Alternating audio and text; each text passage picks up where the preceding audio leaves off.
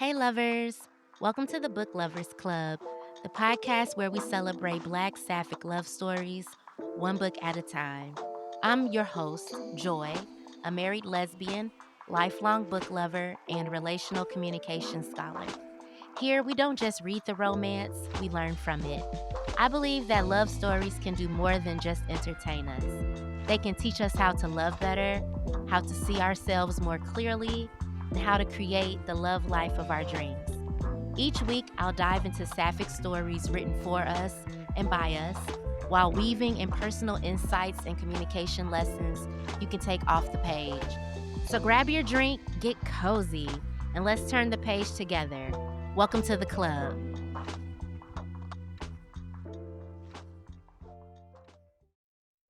Hey, book lovers. Welcome back to another episode of the Book Lovers Club. And y'all know what today is, okay? Today is our book discussion day. It is finally time to unpack our May book picks, which are Love and Sportsball by Meka James and She Got Hops by Joi Miner. And I actually have a special guest that will be joining me in the studio today to discuss She Got Hops by Joi Miner. So I'm going to spend the first half of this episode really going through my thoughts regarding Love and Sportsball. Because like I told y'all last week, that book definitely gave me a lot to talk about. I feel like I've been talking about that book ever since I read it. Okay, ever since I read it. I really enjoyed it, and I think it set a good tone for my month of May. So let's get into it. First off, my very first thought reading Love and Sports Ball is that was really wild how her sister left her by herself in the bar. I get her intentions. She saw that her and Shay hit it off and had good chemistry, and she felt like it was okay to leave her sister, but to leave without telling her you were leaving is crazy. I know that decision is what kicked off this story because it is quite possible that if Khadijah's sister told her she was leaving, she would have chose not to stay. So I get why she didn't want to say anything, but that's like girl code number one. If we go somewhere together, you don't leave me. Okay, you're not leaving. Khadijah, really, that was a valid crash out. That was a valid crash out. Her sister leaving her like that at the bar and didn't say any damn thing. And the only reason we here is because you took me out, didn't really tell me where we were going. And now we have ended up at a lesbian bar.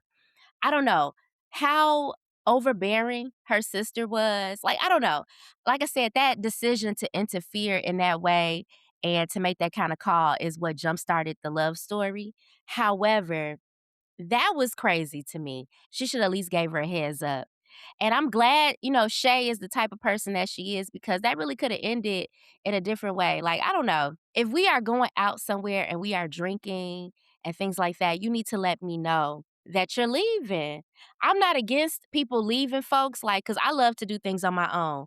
You do not need to hover. I'm good. Okay, but at least give me a heads up. Also, just so she could be mindful of her sister getting home safely. That's something to think about too, like making sure her sister was good. So that was wild. That was a wild start to the book. Okay, I couldn't get past it. But, my only criticism with this book is that I feel like we didn't get enough background into Khadijah's character to understand why she moves the way that she moves. So, my wife and I were talking about it, and I was telling her this, like just sharing my thoughts. And she said, no, someone who has anxiety that's a little uptight, of course they'd be uncomfortable dating a professional athlete and now having to work with someone they just slept with. Like, that was valid. And I agree. I agree. How she was approaching the situation was very valid. Okay. And I already told y'all my perspective on workplace romances. It's not for me. I'm not dating anybody at work. But I also never encountered a situation like Khadijah where I met someone off the clock. We had a moment and I enjoyed them, and now I find out that we work together. So I feel like that's a circumstance, like an exception to the rule, because they technically didn't meet at work. I am not a fan of meeting people at work or dating a coworker in general, but that's just me. I've never done it. I wouldn't do it. But I do understand why that was difficult because they met each other in a different circumstance. So, I don't know. I do understand how that would be difficult, but the list and making sure that things in life follow a certain pattern and cadence.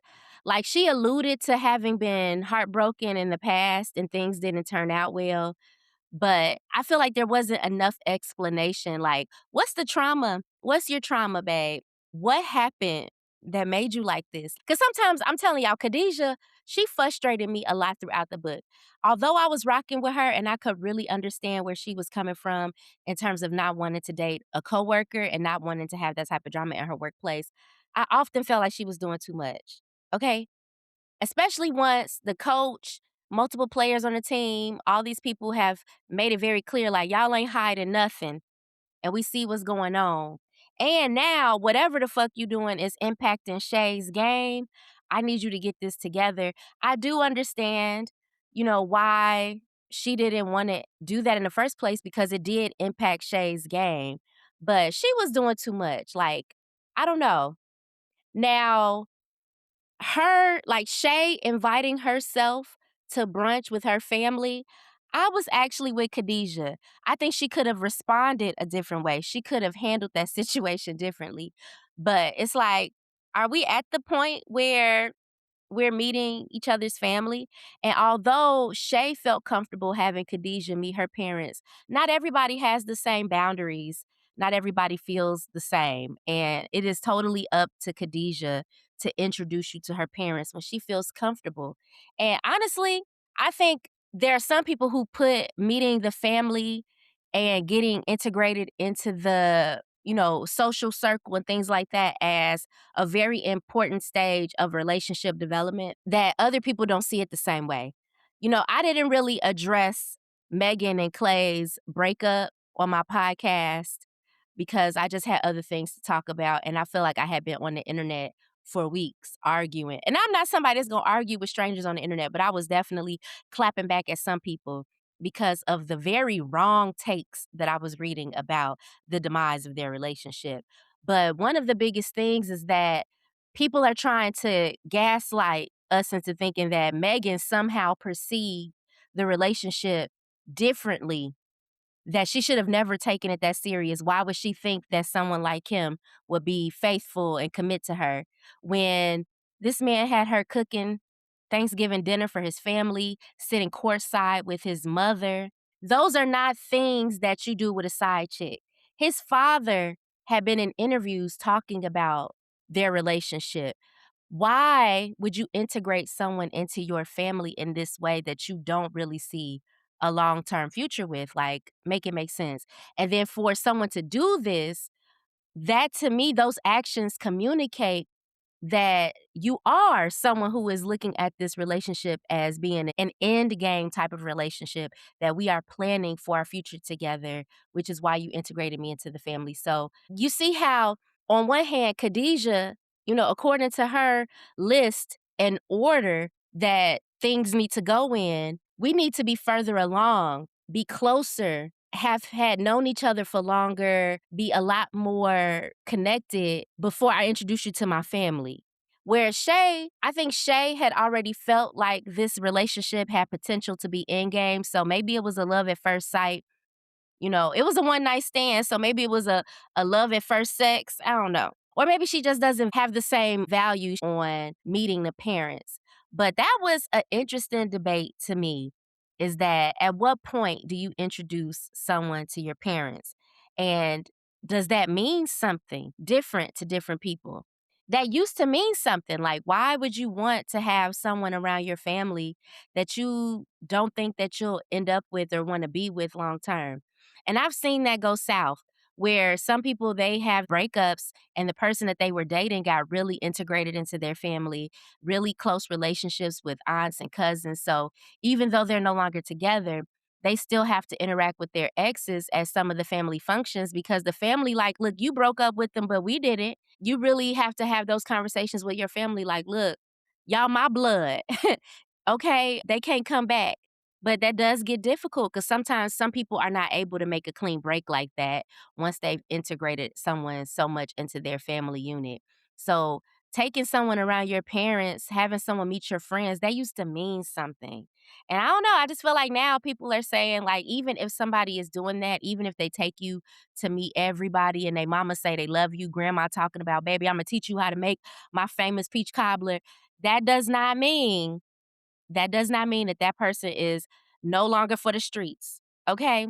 These family members be knowing exactly what type of person they done raised up in this family, and they be with the shits, okay? They be in your face, smiling, shaking hands, doing all that stuff, knowing that the partner is not serious or they just had another girl there last week. Like, so that action used to mean something. And now, not everybody views it that way. But to Khadijah, that was way too soon. And to invite yourself. So that was something that, like, I'm still debating. Like, it's something I'm still thinking about. Like, when is the best time to introduce someone that you're dating to your family? And some people that look, they don't even introduce they partners to the world. Like every picture got a sticker over their face. Like y'all ain't gonna know who I'm dating until I'm getting married. Okay? So it's levels. It's levels. What I will say is that yes, Khadijah might have been doing too much by having this checklist of items and having a plan and a playbook that she kind of uses to govern her relationships. I don't necessarily think that that's a bad thing. I think that a lot of people should have an idea of what they're working towards, what they want to get out of a relationship, what their goals are, what they're looking for in a partner, and writing that stuff down, having a plan. To me, that does help you have some clarity so you could be more intentional when you're dating. But when it's now creating obstacles and preventing you from being able to experience connections in real time, to be present in the moment and enjoy it while it's happening, and being able to recognize when what you've been looking for you found. It may not always come in this perfect package or check all the boxes or unfold it in the way that you planned or you deemed fit, but everything that you've been seeking, everything that you've been looking for is right here. It just came to you a little differently. I think that that's where sometimes those plans and lists can be a hindrance, but I do think that they're helpful. You know, one of my favorite TV shows is The Big Bang Theory, and I always bring up Big Bang. But what I really liked is how Sheldon had roommate contracts, a relationship agreement, how he really listed, like, these are the expectations I'm having of you as my roommate. These are the expectations I'm having of you as my partner. And how he, like, really was negotiating and talking through things and, like, look, I'm adding that into the agreement. I'm adding that into the contract. And I think more of us need to have those kind of conversations because a lot of conflict that happens in relationships is simply because people aren't on the same page. What you're seeking in the relationship and what I'm seeking, we don't even have the same goals. We're not even operating from the same definitions.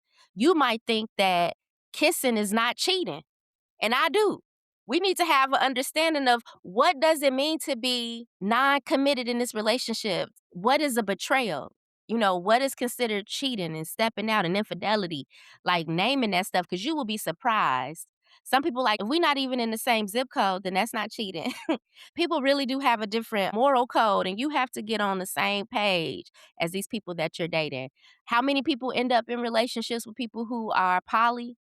But they like, "I'm not interested in sharing. I'm not poly, I'm monogamous." And then they, we gotta get on the same page. So I'm not, like I said, I'm not too mad at Khadijah, but I felt like she was doing too much. Her character, like, really frustrated me, but I love it. I just felt good reading it. The audiobook, like I told y'all, was really good. I really liked the narrator for Shay's character. So I just enjoyed it.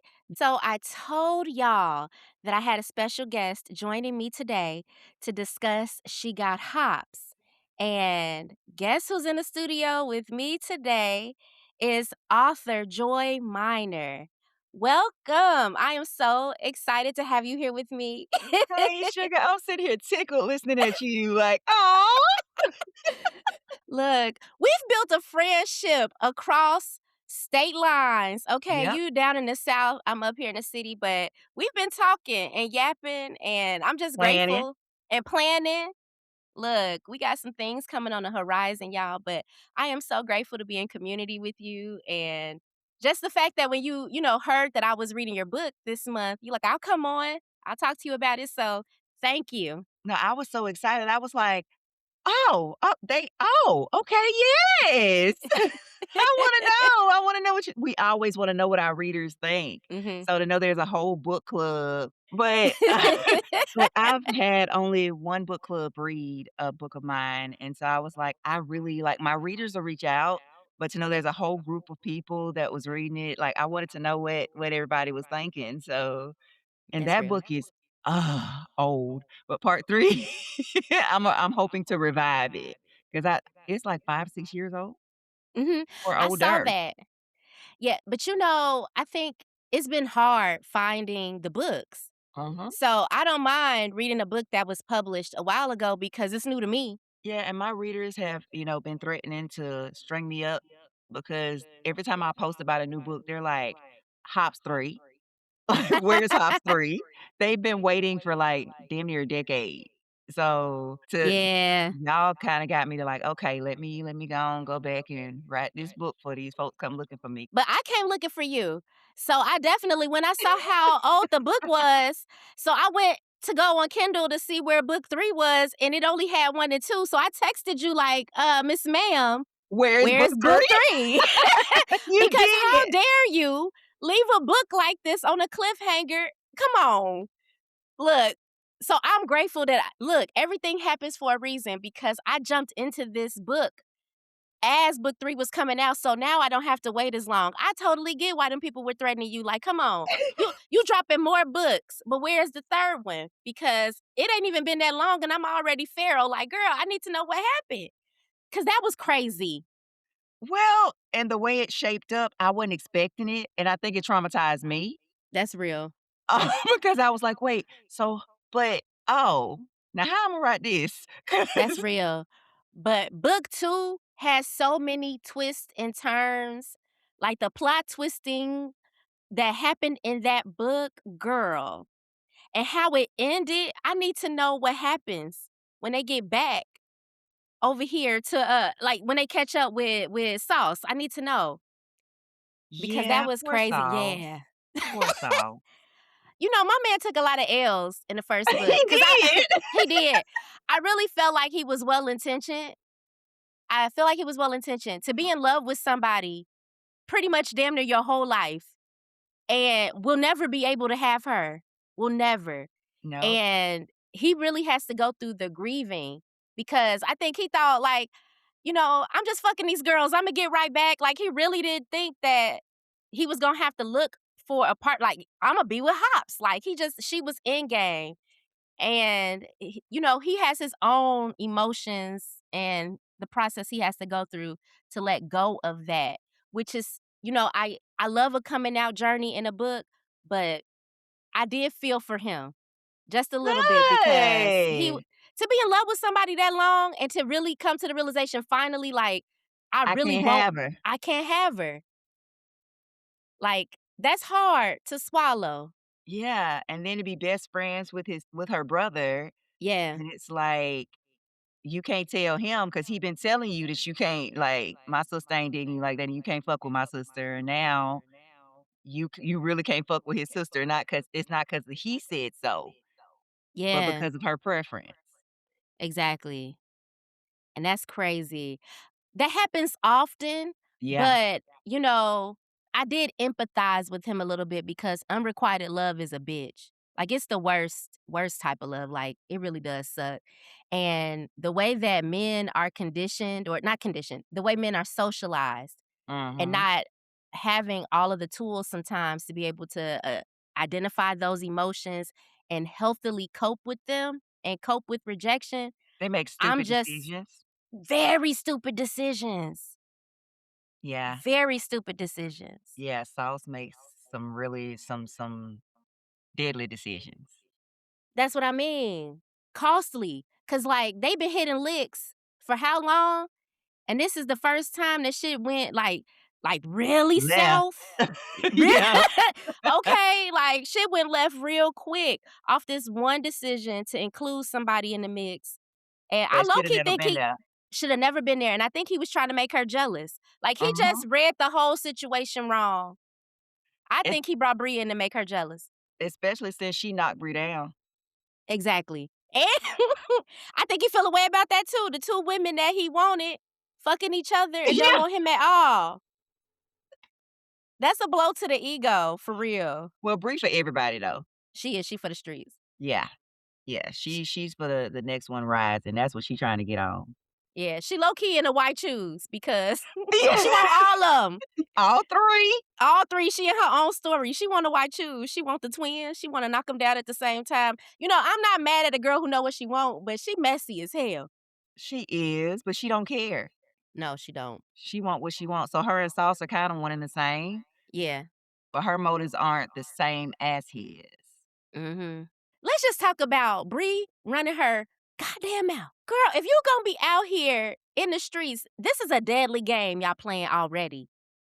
Street game, it's a deadly game. But To she have the want auda clout. she want clout so bad and running her mouth. That's like, I've never been about that life, and even I know that to shut the fuck up. That's I've what seen people get hemmed up because they dealing with a woman who, "Yeah, and my man is doing, and I'm going with him to do," and it's like, "Girl, in a you supposed to public die with that." place. Exactly. Yep, you supposed to die with that. And But it's it's a fresh. Yep, It just happened. which is why they ended up where they ended up. That part. So here's a fun fact. The trailer that they lived in with their mom, I actually lived in a trailer in that town outside of Montgomery that was exactly like the trailer that I wrote in the story. Wow. It was so country bumpkin child, like dirt roads, like Did it yeah, have that trail that they would run to? Wow. yep. I like when y'all take aspects of your life and, like, put that in the stories. That's, like, a question I always ask is how much of your like, how many of your characters or aspects of your book is based off of things in your real life, so I appreciate that fun fact. So all of my books have something from my life in them. There's always somebody in a book that's somebody that I know, and my readers will say, "Oh, I know this character is based off you." Like, they have elements of my personality or whatever I'm going through, I write my way through it, but then readers will say, "Well, you wrote me out of this, so I know a situation like that, and I knew you were in this," and it's like, yeah, this is my therapy, but I didn't know it was helping other people too. Because Hops is kind of like my coming out story, not the same, Mm. not the same, not the same. Uh, but I wrote a set of stilettos before I wrote Hops. And I never really got to tell, like, being that awkward girl in school, and when I came out, all my high school friends, even the guys I dated at high school were like, "'Bout time." So everybody knew, Wow. That was a glass closet, they said, huh? apparently. Apparently. So writing her coming out story has been a lot of fun. So what was the inspiration behind She Got Hops? Like, what inspired you to write the story? Readers, they get on my nerves because readers will not let you write a story and they just fall in love with the story, right? They can't do that. So I Yes. wrote a stud in stilettos, and even my straight readers were like, "Okay, I need to know Hop's story." And I was like, "Why?" Like, there's Juice, they're twins, Mhm. right? So they're like, "No, I wanna know about Hops." And I'm saying, "Okay." So I wrote Hops in that book because I met a dude named Juice when I went to Dallas. He Mhm. had this fist ring that said Juice. I said, "Nigga, I gotta make you a character." And I wrote Juice, and I was like, "What if he had a twin sister?" Hops is my ideal woman. That's why I created her character. Actually, a few years later, I met a girl that was almost the epitome of hops, like, didn't work out, but when I sent my friend her picture, she was like, "Bitch, you found hops." Not you manifested your book character in real life. Child, 6'5", tall, oh, I mean, just gorgeous woman. But I wrote That's what's hops up. because she is my ideal woman. She's a great partner, she a ride or die, but she got plenty of sense. So that's where she came Yeah. from. Yeah. She got way more common sense than everybody around her. Even Like, Juice. I'm getting to the point where I'm questioning, like, does she also want this dream of making it to the WNBA, or is it because, Her brother can't. of what happened to because he can, what happened to him in that injury? Also, for his father to do that, that girl. That's what I mean. The prologue sucked me in because, I didn't know what to expect going into the books. I wanted to go in blind. So when I read the prologue, I said, "Oh, it come out the gate swinging like this in the book. Okay." And how fast I flew through that, I had just ran a 5K. So I'm like, let me read the book a little bit before I go to bed. Couldn't put it down. And then stayed up all night and read She Got Hops too. Yeah, because I woke Because up the next morning to a text, like, I was up till 4 a.m., and I'm like, "I ain't tell you to do that." because I needed to know what happened. Every time I was gonna put the book down, some crazy shit happened. And then I would sit there thinking about, wait, what happened? I need to know what happened. And then I would end up reading some more. So the pacing in the book really got me. Girl, but yeah, I'm starting to question. I don't think she even really wants to play ball like that. I think she's trying to do this dream for her brother, to live this Mhm. out for her brother. And cause she got what it takes to succeed in this street shit. She sees things in a way that they don't.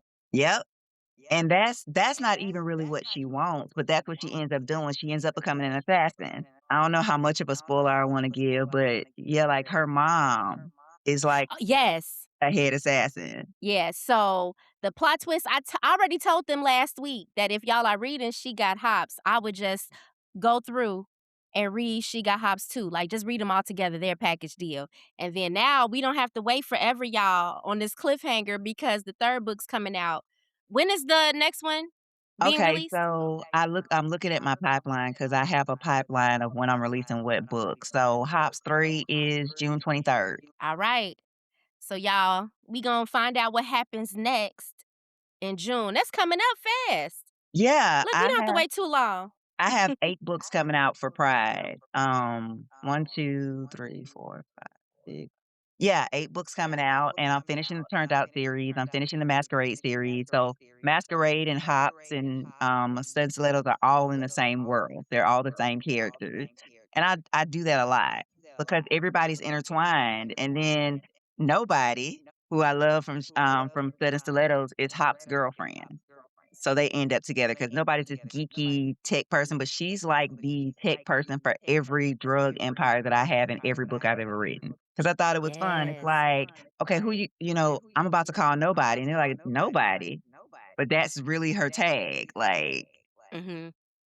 but that's Hop's Look, love. But people wanted to know who Hops was, and that threw me.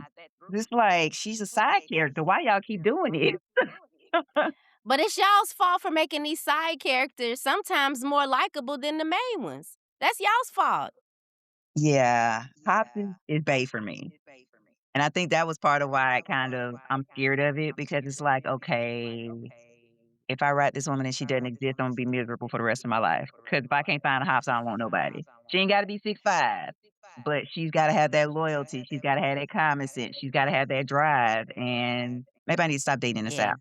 But honestly, most people are feeling that way. They're falling in love with these characters in the books, and they like, I can't find anybody like this in real life. I know it's fiction.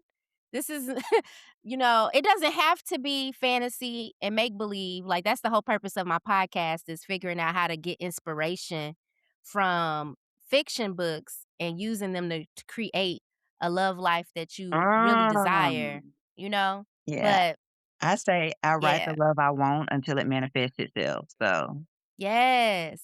But I like that you have used a lot of things that you've experienced in your life and weave that into your books, which I think, like you said, it's a form of therapy. And I think that's something I aspire to. Like, if somebody pisses me off, I really would love to be able to make them a villain in my book. Like, keep fucking with me, and Imma yep. kill you off in my book series. I have T-shirts that say that you're dangerously close to being killed off in my next novel. I have T-shirts that say that. It says, "Don't play with me." One girl I couldn't beat up, my daughter taught me how to beat her up because she was really rude to me in the car line when I was picking her up from high school. My oldest school was across the street from a police station, and this lady just kept on Understood. trying me. And my baby was like, "Mom, please get in the car. Please get in the car. The police station is right there." I said, "So they don't have to walk me far, baby. Just call your nana. I'll be okay." She was like, "Please get in the car." So when I got home, I wrote a whole scene where like the exact same way it went, and I beat the dog shit out of her. You just change a couple of names around, like, so. Yep, yep, but I Yeah. mean, but and I was right behind her, so baby, I got your license plate number, like, you playing real reckless with your life right now. I might not whoop you out here, but I can find you. So I put it in a book. I felt better. I was good. Not these books and plot lines out here saving lives, okay? Every day, my I'm not children and gonna my fight you in story. real life, but Imma fight you in my book. I mean, drag you out that car and down that hill. Everything I thought about doing to that woman, oh my gosh. But I see a lot of myself in her too. I think it's a self-love thing too, because Yeah, I go back and I read my books and I'm like, "When did I write that? Where did that come from?" But I start to see those traits of myself in these characters, and it's like, I'm pretty dope. yeah. So, last episode, I talked about how each of the chapters bounce between the perspectives of the different characters, so it's a multi POV book, Mhm. which, I like books like that, but there's always, for me, at least one character that I'm like, "I just dislike your chapters, like, you get on my nerves so much." That was Bria for me, but it's just Bria in general, like, she was getting on my last nerve. She caused so much drama, but, I also have to remember that these characters are young. They're still in high school. They're in high So I school. know that they're in high school, like, I know they're dealing with very adult things, but they're still teenagers, that frontal lobe is not developed, so I Mhm. have to be mindful of that when I'm like, "Why are you being so dumb?" 'Cause they kids, okay? So she was dumb, but, when you're reading Hop's chapters and, like, just the way she talks about things, how she talks about herself, and it's just, I could see that love she has for herself on the page. And that's where her frustration gets with her mother because she wishes her mother Was more loved like that. herself more, was more like Mhm. that, to have better standards and desire more for herself. But even all of that was a plot twist. I did not see any of that coming. But that was the Girl, this point. book. Because when I was in high Yeah. school, I was mad at my mom. I didn't understand why she was doing what she was doing, but now that I'm in my 40s and getting the backstory now, and it's like, "Oh, so I was mad at you all that time thinking that you didn't but you did do what you were supposed to do for the reason you were supposed to do it, but it wasn't my business to know." But we're Yeah. always judging other people's decisions and not knowing all the working part. So it Yeah, was that's real. a whole plot, but her mom was just as loyal as she is. Her mom loves her children. She don't I mean, she liked that man, but she loved that man, and he ain't Yeah. shit. And that happens to a lot. I have friends that love people, and I'm like, "Now you know, but that ain't my business. But this one ain't gonna do you right, but that ain't my business. Just let me know where to show up with the Vaseline and the crowbar." A lot of people, if you end up in, a really bad relationship, that's taking time off your life. And it's Uh-huh. hard to be a bystander to that when you see someone care for going down this path, making bad decisions that is not going to lead them anywhere good, but you Anywhere can't do close. anything about it. You can't do anything. It's their life. They have free will to make the choices that they want to make. And just how love be taking people up out of here That's the is scary sad. thing because their mama is in so much danger, and she ain't even doing nothing. She just had these kids, like, she ain't doing nothing, but she's in more danger than anybody else just being in this rickety ass trailer out in the country, being hidden from everybody. What I will say was a pleasant plot twist. I'm not gonna give y'all the spoiler. Just know I wasn't expecting the supervillain to be a woman. Cause low key, she the villain. Selena, Yeah, she's terrible. she's terrible. She's a supervillain that I did not see coming in this book. I really didn't. And like all the little breadcrumbs were kind of like leading up to it, but to see her like really go there in the second book, now I'm excited for book 3 to see, where things end up. Is this going to be a longer series or is it a trilogy? Like how many books do you think you're gonna have in this series? I'm done with book 3. I'm so Okay, you tired. wrapping it up. Yeah. But it's gonna be long, and that's the problem, like, I write so many plot twists that I have to tie up so much in that last book that my part 3 end up being like 90, 100, 150,000 words, so it's gonna be a big old book, and if you look at my trilogies, you'll see the first one will be like thin, and then the next one will be a little bit Yeah. thicker, and then the third one is like a dictionary. But I have to tie up all the But loose ends, and when I'm writing the book, I'm not thinking about, "And I'm gonna have to solve this, and I'm gonna have to, tie this up, and I'm gonna have to justify this," and then I get to the last book, and it's like, "Oh, okay." understood. So y'all can expect she gonna be thick. She gonna be thick. Okay. But I'm excited because the cliffhanger after book 2, it wasn't as bad as the cliffhanger after book 1, which is why I couldn't sleep because I'm like, "Wait a minute. Is she gonna be okay?" Like, I had to, go and see what happened, and it just be making me like, "Bria, damn you. She just causes so much drama. Ye God." but Now she's a her high sister done got, like, come on, cause she couldn't how you in there writing checks that you can't cash, going back and forth, and you already and Bria is like, "Look, get your shit. We need to get up out of here." And you still yapping. How y'all in this type of dangerous game and can't read the room? Like, where are the survival skills? and You why were know? you, like you said, in a public place? That was one of the most public places you could have been running your mouth. The nail shop, okay? That's like a beauty salon. Like, Yep. you might as well just go on and write them a letter, send them a text, "This where I'm at." That was stupid. And then because it had just happened, they're investigating it. They on the hunt to see who did it.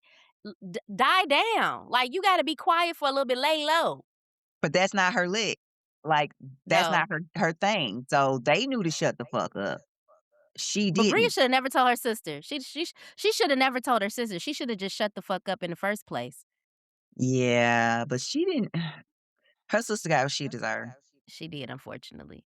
Yeah. Which like is sad. She did. Farquaad on Shrek. Some of Yes. you may have to die. And I love Yeah. killing people who do flawed shit. I absolutely love it. It's about to be fun. It's it's more fun for me to write and then to go back and edit it and read it. I have to edit my book from the end to the beginning because if I read it from the beginning, I forget that I'm supposed to be editing and I've been and read the whole story and be like, "Wait, what's gonna happen?" Like, I didn't write this shit. Like, "Oh, So when did I put that in there? When did that?" Because the characters just talk yeah. and I just type. So when I go back and read it, it's like, "Oh, they're gonna be mad at me about this. Shit, I'm mad at me about this." But So there's many of my authors say this, like the mhm. characters are using y'all as a vessel to tell their Yeah. stories. It's channeling. It really is. Like, I play with my imaginary friends, they tell me stories, I write them down. I wish I could say, "Oh, and I met some pros other pro people who write prose, and they were like, 'Yeah, I'm on my first draft, and yeah, I've outlined this, and I created this world,'" and I'm like, "Bruh, I sit down in front of a computer, and the world writes itself. I don't spend that much time on it." Now, I might rabbit hole, like, looking up assassins and looking up the ways that things are supposed to go, the drug trade. It's because things have changed so much since I was actually caught up in that type of bullshit. So I've got to be on Yeah. top of it. But it's like, yeah. Other than that, I let these characters say what's happening. Well, I appreciate you for writing this story because, the women's basketball season started this month. So we jumped into May reading some sports romances. So we read your book and then we also read Love and Sportsball by Meka James. I'm really excited to read the third book that's coming out. I'm trying to get more people to read this or finish it so that I have more people to talk to about it because it was just so much mess happening in these books, girl. And then having this, this plot of, she's coming out and now she done got a little taste and she like already plotting and planning. Like she went through all of that and she like, I'm not even trying to be locked down with Bria because I want to date other women now. Like Yep. I want to explore. Yep. Because that's the way it should be. Yes. Even though, it's hard in our community because you have sex with a lesbian, y'all go together. Um, Girl. And fast. Be moved in by week 2. It's crazy. I have never seen things move like that before in my life. Even now, I just be like, "Look, look, look, look, no." Like, emergency breakup. I'm sorry. But the fact that she wants to explore, that's how I was. But I ended up in a Yeah. relationship, my first open relationship. And then I started dating and didn't realize that I was in relationships I didn't even know about. And women were mad at me when they would see me out with somebody else, and I'm like, I tapped your cervix once. We go together?" I didn't get that memo, so I'm still That's what exploring. happens. And Hops Yeah. does until she meets nobody. Nobody's name is Tatiana, but until she meets her, like So now Imma keep following her story. Hops was my favorite character out of the books. Easy, easy. Thank you. I enjoyed the books. I really did. I'm just grateful that you dropping 8 books just for pride. So, bless your pen game, girl, okay? You out here doing the damn thing. So now that I have read your books, I am planning to read more. Every day I'm discovering new Black Sapphic authors.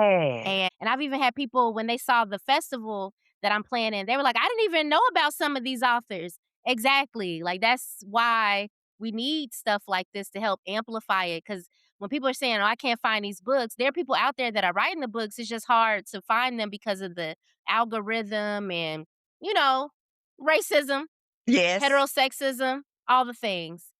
And So I love what you're doing, so I wanna take a moment and thank you because I'm like when my friend sent me your about your virtual fest, and I was like, "Holy shit, they had something like this?" Then I I'm find these trying. other authors, and then it's like, I know there are people looking for it, like, actively looking for Yes. it, and I have friends who tag me every time somebody's looking for it. I didn't realize that there was such a need for it, but it's growing. It's Yes. growing, and there are a lot of us that people don't not and I'm saying this as calmly as I can, not somebody who's sprinkling in a gay character or writing about lesbian life and fetishize like the way that you see it in porn. No, like the Yes. messy, the real, the you didn't fell in love, like unrequited love, sauce's requited love, that happens a lot on our side of the rainbow too. Like the unrequited love and the friend zoning and the brokenheartedness and not knowing what boundaries are and all the things that we don't get to talk about. I love Yeah. that people are writing these into their books, and I'm finding them because of you. Because I'm going to DC the first week of June. I'm taking books with me. They were like, "What are you doing?" I'm flying and reading a book. "What are you doing?" I'm riding the subway and reading a book. I should read about 5 Good. books in 3 days because I wanna That's read what's these up. authors' word. I'm Yes. glad that I'm not by myself. Feels so good to know. Yes. And I think that's why I structured my podcast in the way that I did because I feel like, no shade to no one. A lot of book creators, they're promoting books, but they haven't read them. I'm using my platform to amplify, but I also want us to read the books. I don't want to just, advertise it because you could do that all day and people might not actually pick up the book and read it. So that, is the focus. Like, we're going to read these books together and talk about them together. At the end of the day, we are readers. I am a reader. I am a lover of words. I think sometimes people get so caught up on, fiction isn't reading, listening to an audiobook's not reading, and creating elitism in this space where some Mhm. of us just like the art. And even if you perceive that a book's not written well, if I enjoyed the story, the plot, the characters, the pacing, I was able to really just turn my brain off for a little bit and And enjoy get the lost in story that and story. and get lost in it. Yes, and leave with a lesson or two. Then I Mm. had a good time. To me, it was a good use of my time. I wasn't scrolling on the internet mindlessly doom scrolling, constantly being marketed to. I was able to read and relaxes me. I just have so many positive outcomes from reading that I think we lose sight of that, like in this space sometimes and all the conversation and the narratives and all the stuff. But at the end of the day, we trying to read. Okay. And the authors are looking for people to read their books. So to me, that's the priority is that we're reading books together. And I love So that you make the authors accessible with your conference. So now the readers can actually talk to the authors, and it's not when yes. we were growing up, you knew who the authors were. You didn't even know what they looked like because they didn't have they picture on the dust jacket. So you knew who they were, but you didn't get to have a conversation with them.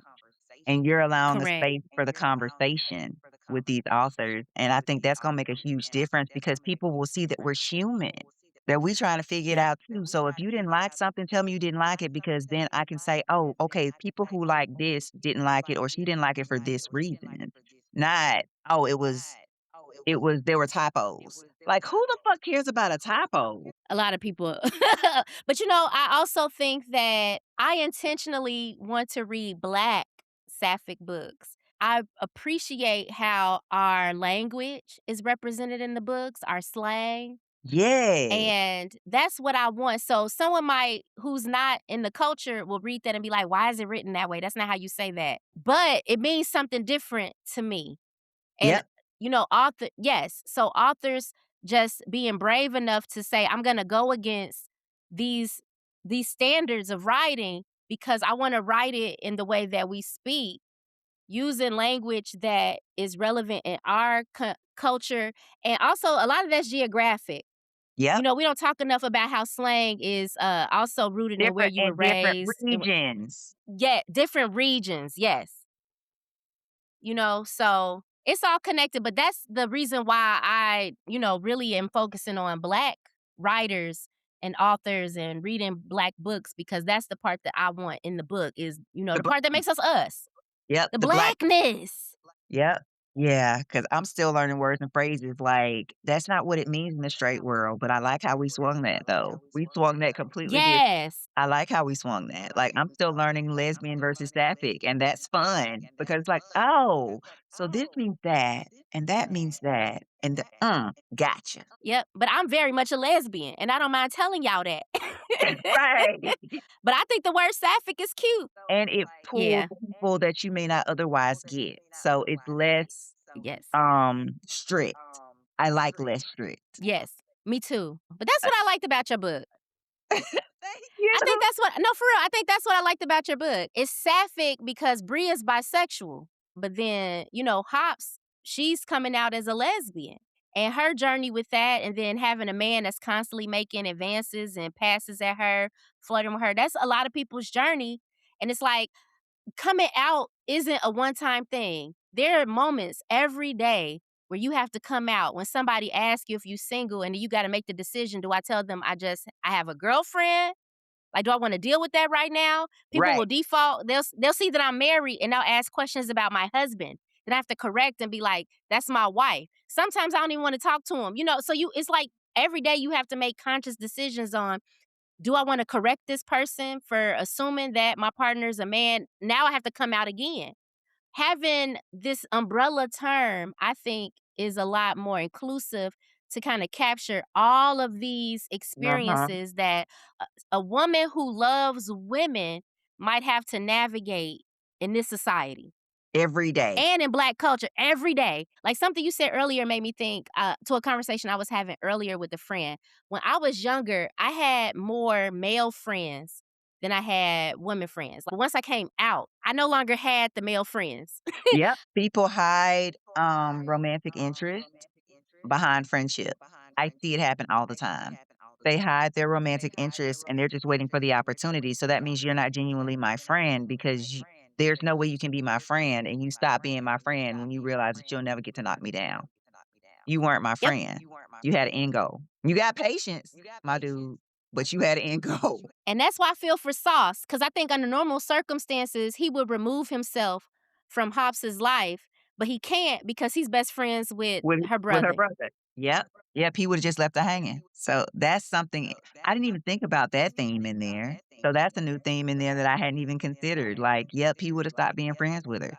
He would've either pushed too hard and been extremely disrespectful, which he was being disrespectful anyway, but he would've either pushed Yeah. even harder and crossed a real line, or he would've just left her alone and not wanna deal with her no more, and that's sad. Yep. Mhm.